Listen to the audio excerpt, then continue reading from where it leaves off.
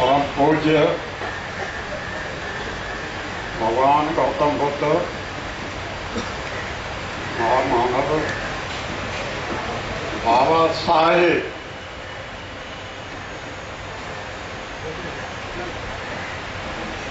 साहेब doctor Ambedkar ji को मैं नतमस्तक करता हूँ।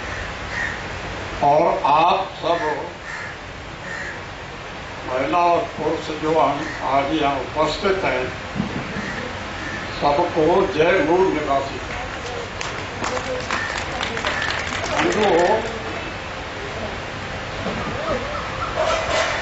मैं आगरे का रहने वाला और आपका संदेशा मिला तो मैं आपके बीच में, गाड़ी आपके मुंबई में ही 3 घंटे रुकी है तो इसलिए विलंब से आया। बंधु, सबको देखते हुए अभी विषय है एकता। सबका मूल निचोड़ है एकता। ये नाम अच्छा है, जैसा नाम अच्छा है उसके पीछे कार्यक्रम भी अच्छा ही होगा। और मैं आशा करता हूं कि जितने यहाँ उपस्थित हैं आदरणीय महिलाएं और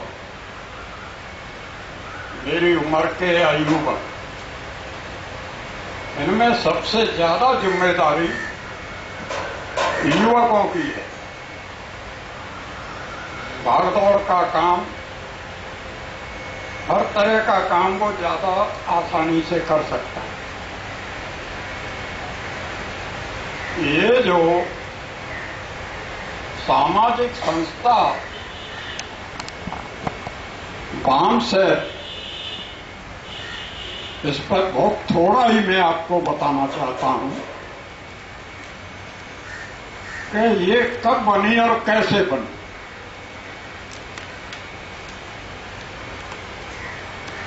आज हमारे बीच में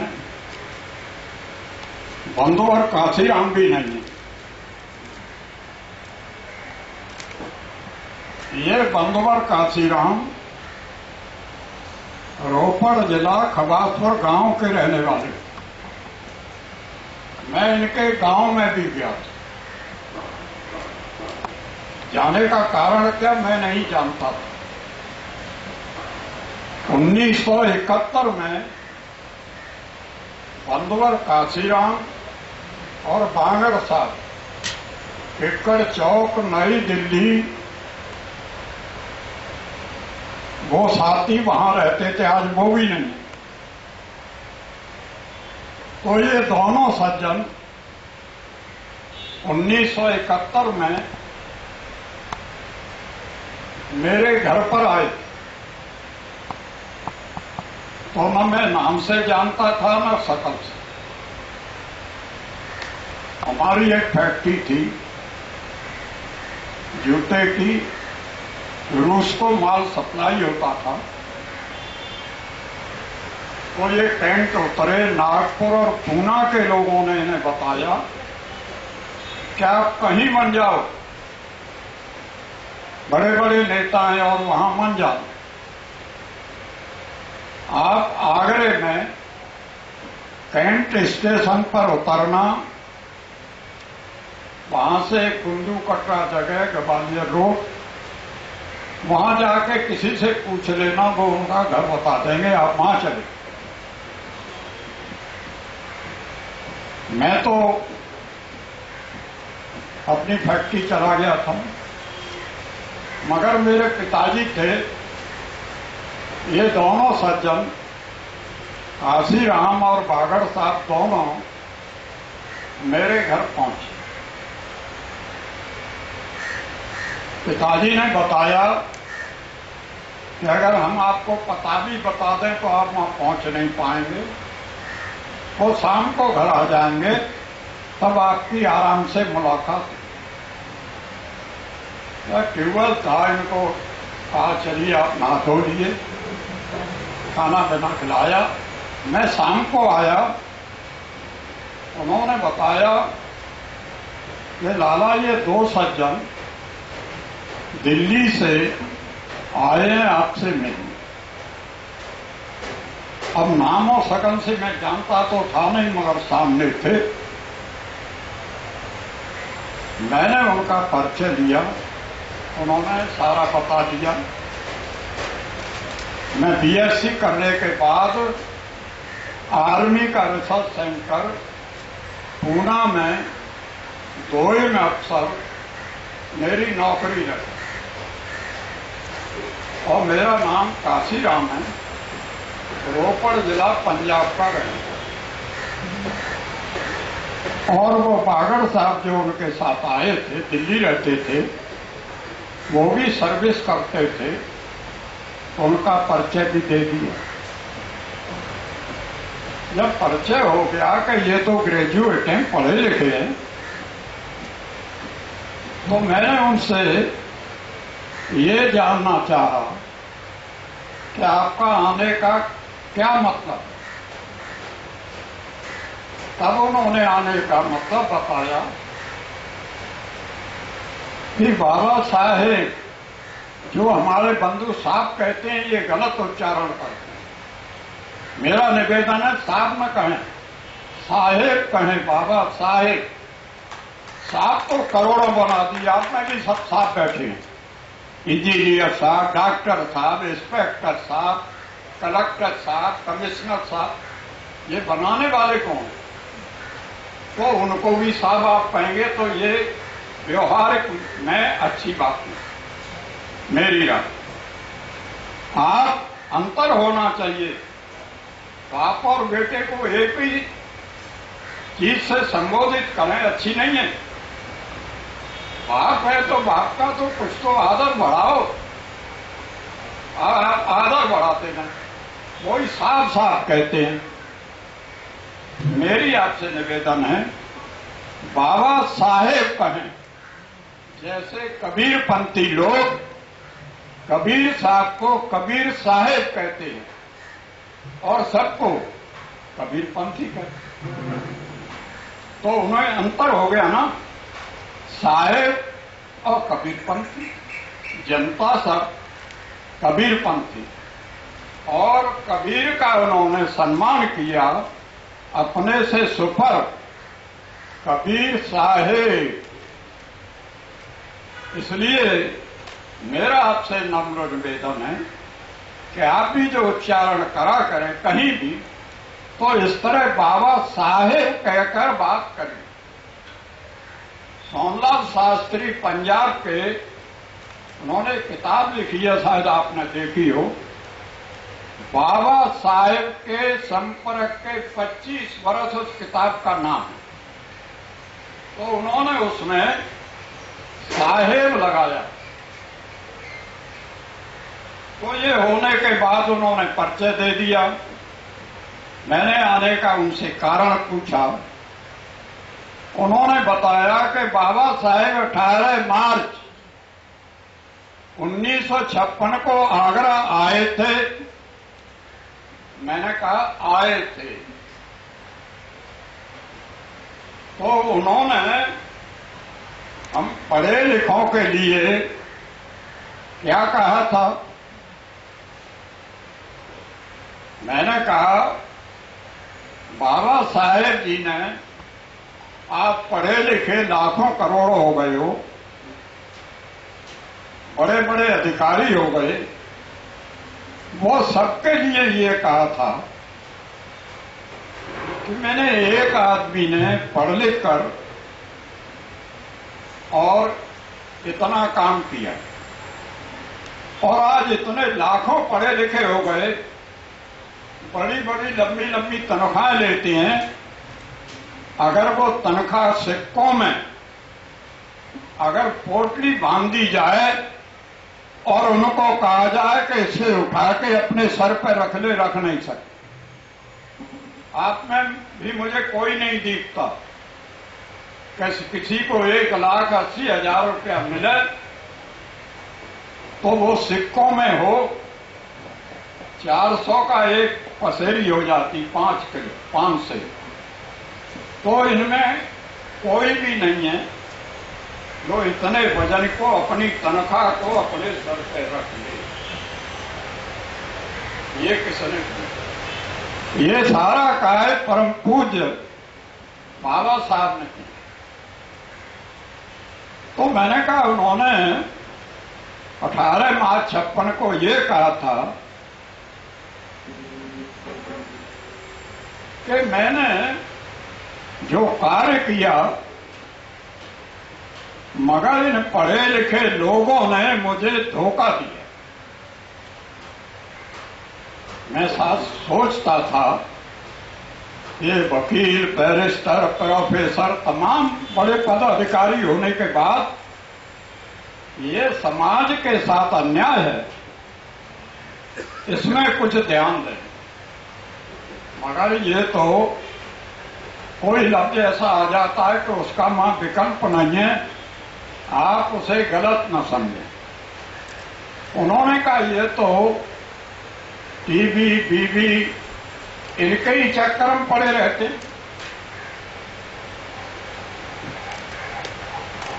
तो अगर ये पढ़े लिखे साथ देते तो अब तक ये लड़ाई को मैं बहुत आगे पहुंचाता।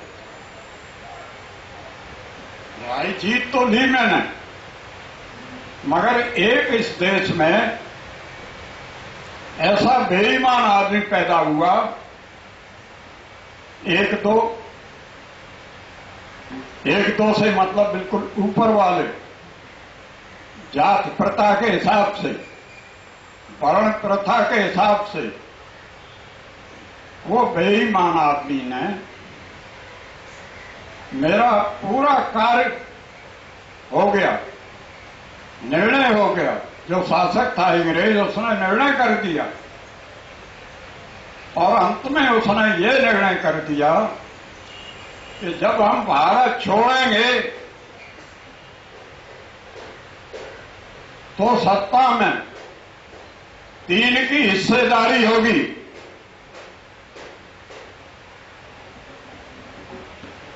तीन की किसकी हिस्सेदारी होगी? हिंदू और मुसलमान, और एक भारत के मूल निवासी जिनकी लीडरशिप संघर्ष परम पूज्य बाबा साहेब करते हैं। ये अंग्रेज ने कहा, ये अंग्रेज ने कहा तो वो बेईमान आदमी, वो इससे बहुत चौकन्ने हो गए और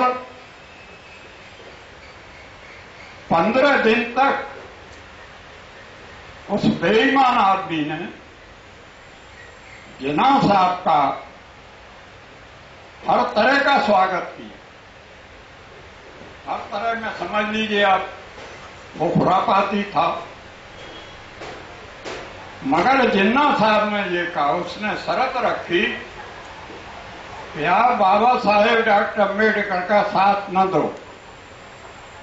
जिन्ना साहब ने कहा कि ये नहीं हो सकता,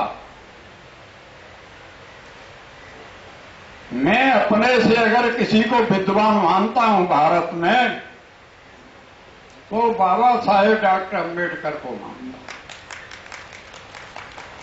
तो मैं उनका साथ जरूर दूंगा, ये नहीं हो सकता। गांधी घबरा गया। इस बात का मैं अंत करता हूं, उससे अनुमान लगा लेना, क्योंकि कहने को तो हम 2 दिन तक मतलब की बात बता रहा हूं। तो ये बात ने वो 2 बेईमान आदमियों ने बहुत चर्चा की। क्यों चर्चा की? ये अंत दूसरी जगह मैं कर रहा हूं कि 33% इस देश में आरक्षण मुस्लिम लीग को मिल गया था। मुसलमानों की मांग थी, डिमांड थी कि हम अल्पसंख्यक हैं, कम तादाद में भारत में रहते हैं, हमारी आधा आबादी के हिसाब से हर विभाग में, फौज हो, पुलिस हो, दफ्तर हो, कोई भी हो, सब में हमारा हिस्सा होना चाहिए। और वो बात उस वक्त के शासक ने, अंग्रेज ने मान ली। पार्टीशन बना तो एक दिन फौज थोड़ी ही आ गई थी।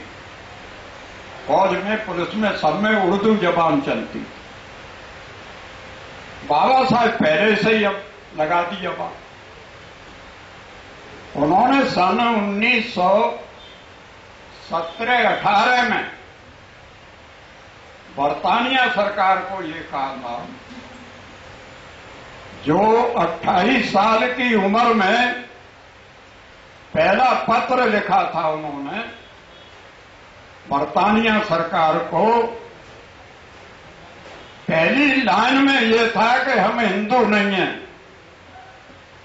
बहुत से लोगों को पता भी नहीं, हम हिंदू नहीं हैं, हम इस देश के मूल निवासी। ये बात बाबा साहेब ने लिखत में बरतानिया सरकार को दी। और हम भी अल्पसंख्यक हैं और हम इस देश के मूल निवासी। बरतानिया सरकार ने इसको भी मान लिया। बात कुछ लंबी हो जाएगी, मगर मैं एक एक अंश ले रहा हूं। ये जो बाबा साहेब की डिमांड थी, हमारी माता बहनें कहती हैं रगर बगर रोए तो मां बच्चे को भी दूध नहीं पिलाती। उसे भी जब भूख लगती है, रोता है, तब वो समझती है कि बच्चा भूखा है। जब कोई मांग ही नहीं करेगा तो कौन किसको देगा? नहीं देगा। बाबा साहेब ने पहले लेटर में ये बरतानिया सरकार को लिखा, 28 साल की उम्र में 1917-18 कि हम अल्पसंख्यक हैं और हम भारत के मूल निवासी हैं, हिंदू नहीं। अगर वो हिंदू कहते तो हिंदू का ठेकेदार तो दूसरा था, वो बेईमान आदमी, और मुसलमान तो वो तो अंग्रेजों ने कर दिया। हिंदू और मुसलमान, जब हम देश छोड़ेंगे तो सत्ता में 3 की हिस्सेदारी होगी, हिंदू, मुसलमान और देश के मूल निवासी, जिनके सरगना बाबा साहेब डॉक्टर अंबेडकर हैं। 3 की हिस्सेदारी होगी। हमने हिंदू में सवाल नहीं किया, हमारे महापुरुष बाबा साहब, हम मूल निवासी। और बताया भी उन्होंने कि पहले यहां ये आर्य आए ब्राह्मण, और उसके बाद मुसलमान आए, और उसके बाद आप आए हो। अंग्रेजों को कहा, मगर आप कहते हैं हम न्याय करते हैं, मगर आप भी कोई न्याय नहीं किया। तो अंग्रेजों ने ये सुनने के बाद एक निर्णय ले लिया था कि हम देश छोड़ेंगे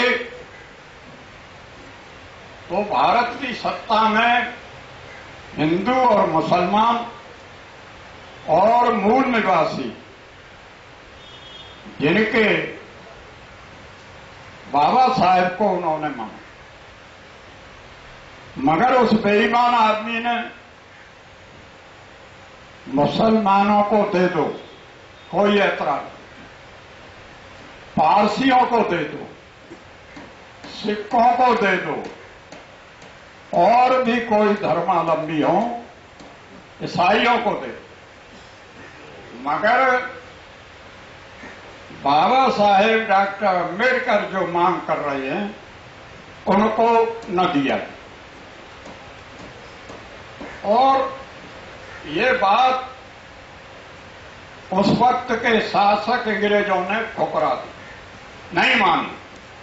उन्होंने कहा ये नहीं हो सकता। हम पर एक आरोप लग गया है कि आप हमारे साथ न्याय नहीं करते, तो हम ये नहीं माने। फिर उसने और कदम उठा लिया पूना में। अभी पूना में उस कोठरी में 2 दफे मैं देख के आया हूं। एक दफे तो काशीराम भी गए थे मेरे साथ।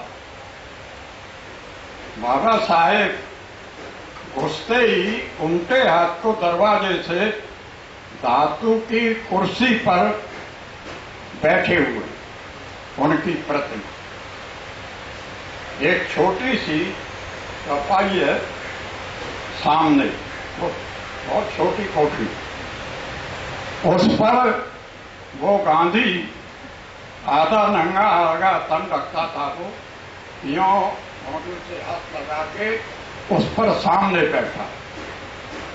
इंदिरा गांधी जब इसको 50 वर्ष हो गए थे, 1982 में पूना पैक्ट को 24 सितंबर को, तो उसका उद्घाटन वो करने जा रही थी। क्यों करने जा रही थी? पूना पैक्ट हमारे नुकसान में हुआ और पूना पैक्ट कांग्रेस के फायदे में हुआ, इसलिए वो 50 वर्ष हो गए थे। परम पूज्य बाबा साहेब के दस्तखत और उस बेईमान आदमी के दस्तखत थे, तो 50 वर्ष की वो स्वर्ण जयंती मनाने जा रहे।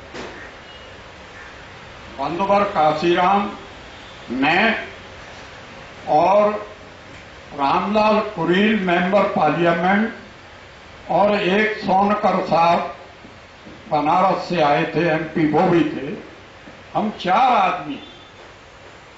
पहले वहां सरकार ने, अधिकारियों ने परमिशन दे दी, बाद में उन्हें मालूम पड़ा कि ये लोग ऐसा करने जा रहे हैं, तो परमिशन को कैंसिल कर दिया।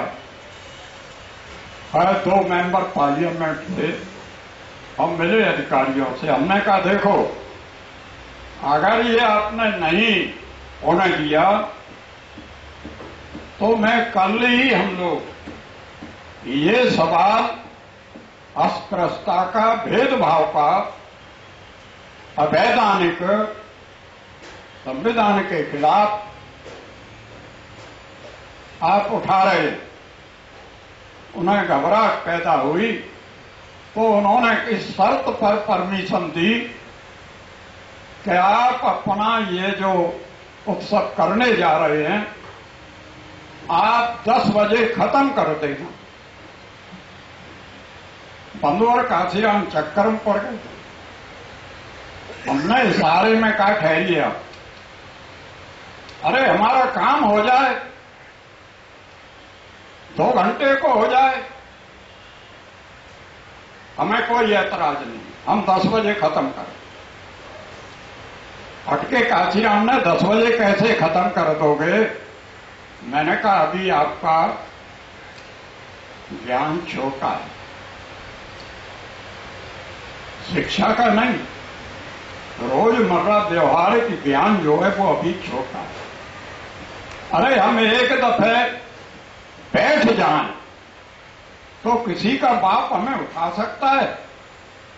नहीं उठा सकता। बैठे तो सही पहले। हम पूना पैक्ट का धिक्कार मनाने के लिए हमारी घोषणा थी, अब वहां परमिशन हो गई। एक 4 जैसे किसान जो अपनी झोंपड़ी बनाते हैं, उस मंच कहते हैं उसको, ऊपर बैठ जाते हैं और भगाते हैं। मैं अपनी बात समाप्त करने जाता हूं। तो वो उन्होंने दे दी। आदमी तो रोष में थी, पब्लिक जरूरत से ज्यादा, हमारे अनुमान से भी ज्यादा लोग वहां इकट्ठे हो गए पूनम। तो फिर तो अधिकारी और सभी डर गए, ये तो लंबा मामला बन जाए। खैर हमारी वो 11 बजने के बाद 12 के लगभग हमने वो मीटिंग समाप्त की और वो इंदिरा गांधी का प्रोग्राम, देश की प्रधानमंत्री का प्रोग्राम खत्म हो गया, नहीं हो सका उनका। पूना पैक्ट की 50वीं जयंती, स्वर्ण जयंती इंदिरा गांधी नहीं मना सकती। ये मानसिक के आंदोलन से उस वक्त पहले एक तरह से विजय प्राप्त हुई।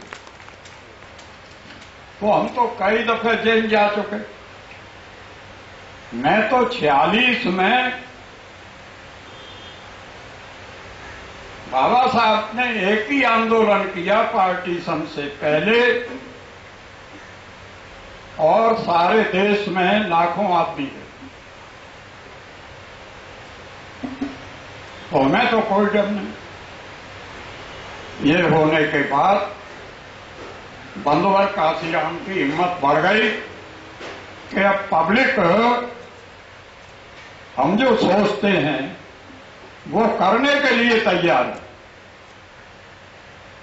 अगर पहली कुश्ती आप लड़ें और उसी में हार जाएं तो आपका तो मनोबल टूटेगा ही, मगर आपके सहयोगी जो हैं, विश्वास करने वाले, हमारा पहलवान बहुत बड़ा पहलवान है, तो उसका भी मनोबल टूट जाए। ये मैंने आपको ब्रीफ में थोड़ी थोड़ी बात देके, नए हमारे युवकों को मालूम नहीं है, ये लड़ाई अनेक बार जीती, मगर अंत में उनमें ऐसे मोड़ आ गए कि जब इन्होंने मांग की बेईमान ने, तो अंग्रेजों ने मना कर दिया। किसका मना कर दिया? पृथक निर्वाचन का। पृथक निर्वाचन में क्या था? उसमें यह था कि आज भी रिजर्व सीट पर अनुसूचित जाति के लोग तो खड़े होते हैं, मगर वोट कंबाइंड है। तो जो उनका वो गुलाम है, वो लोग उसको वोट दे देते हैं, हमारा आदमी हार जाता है। 46 में एक इलेक्शन हुआ या उसमें 11 सूबे थे भारत में,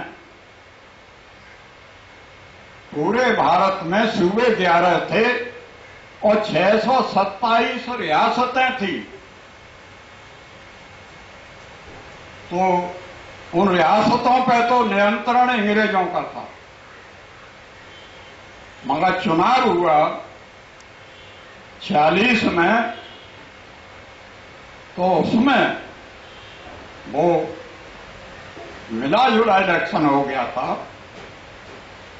अंग्रेजों ने मना कर दिया, हम कुछ नहीं कर सकते, अगर इसमें कोई कर सकता है व्यक्ति तो केवल एक व्यक्ति है, और उनका नाम है डॉक्टर अंबेडकर। वो कर सकते हैं, हम नहीं कर सकते। हमारा तो पार्लियामेंट ने फैसला कर दिया है, मैं प्रधानमंत्री हूं, तो अब इसमें कुछ नहीं होगा। अंतिम बात बता के इसको आपको धन्यवाद दूंगा जो आपने इतना सुना। अंतिम बात क्या थी?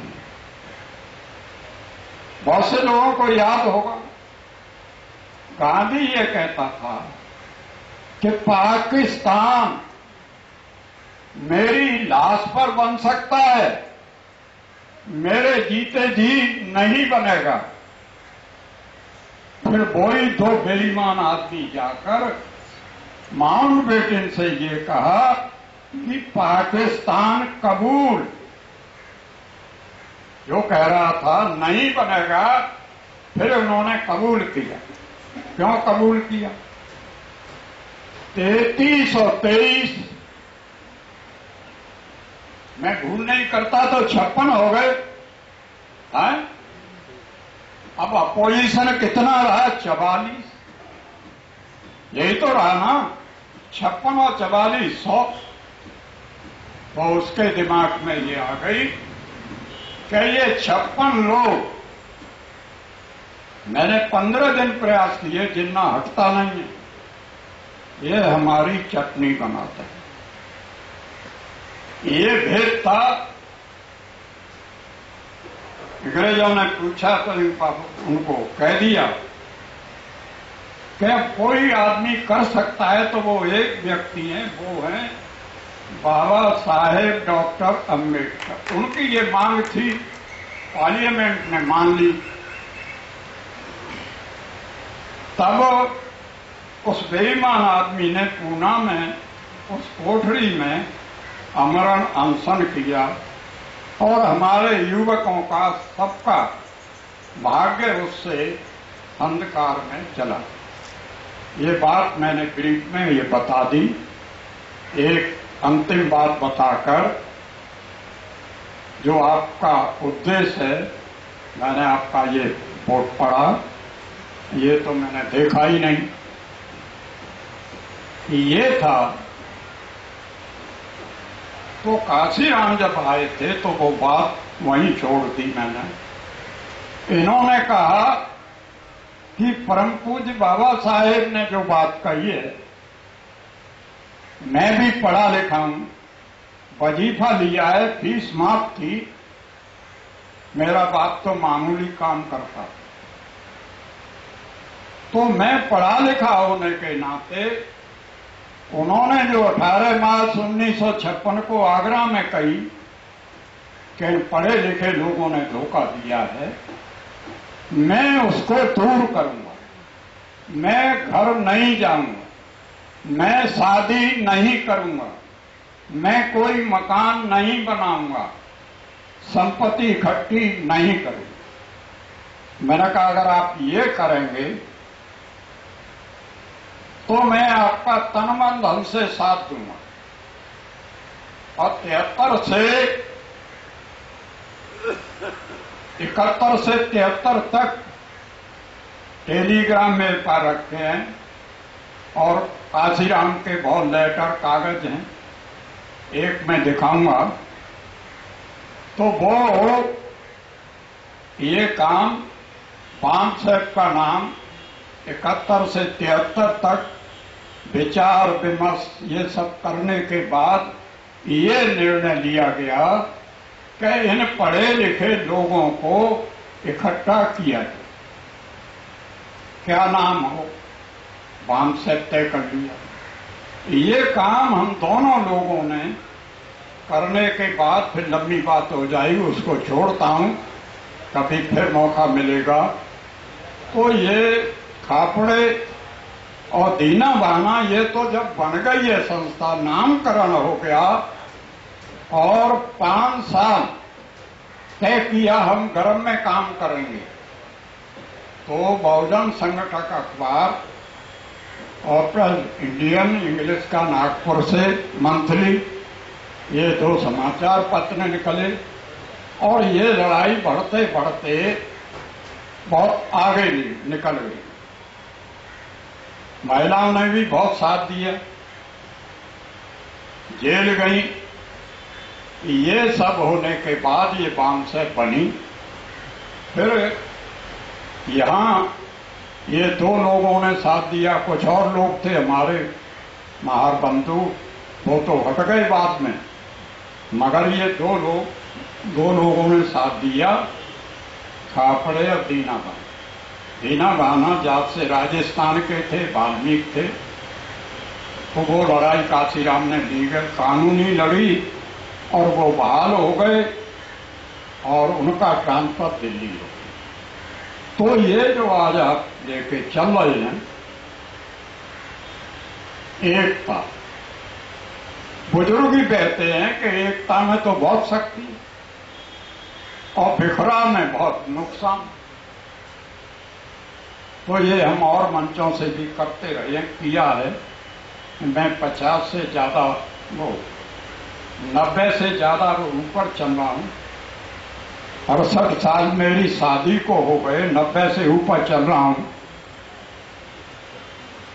और बाबा साहेब के आदेश से 46 में मेरी शादी हुई। 23 अप्रैल उसके बाद ही सुंदर पत्नी को छोड़कर 2-3 दिन के बाद ही 2.5 महीने मतलब जेल में चला। परम पूज्य बाबा साहेब के आदेशानुसार से। तो बंधुओं, अगर किसी को कोई बात समझ में ना आई हो, समझने के लिए मैं कल तक हूं। कोई बात भी वैसे अभी चर्चा होगी उससे संबंधित, अगर एक होकर ये लड़ाई लड़ लें तो सफलता आपको मिल जाए, उसमें कोई दिक्कत नहीं। ये मेरा आपसे निवेदन है।